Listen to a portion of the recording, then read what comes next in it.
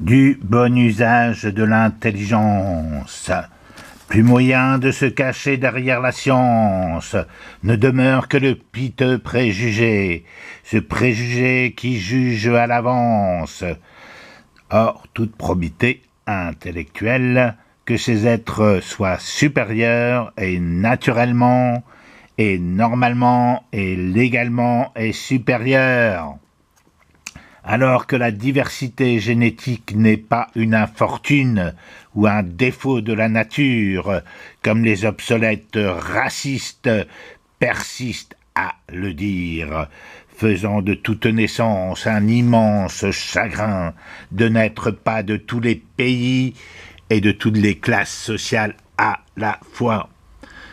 De toute naissance, une immense tristesse de n'être pas de tous les pays et de toutes les classes sociales à la fois.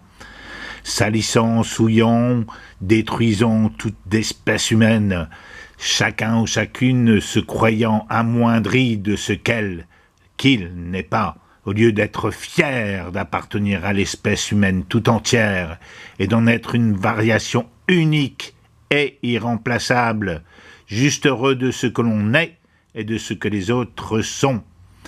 Nous pigeons à quel point ces mentalités qui rabaissent tout ont stoppé l'évolution, la libre évolution de la science, comme la fraternelle évolution des humains.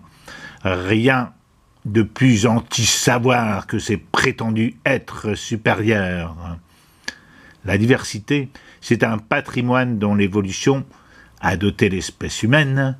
Une autre richesse est la possibilité, conditionnée par l'hérédité, d'éduquer, d'entraîner et de former l'être humain. Le droit à l'intelligence. C'est donc que le pillage et gaspillage des talents reste un vice fatal à tous les systèmes de caste ou à classe rigide comme l'ancien régime occidental actuel.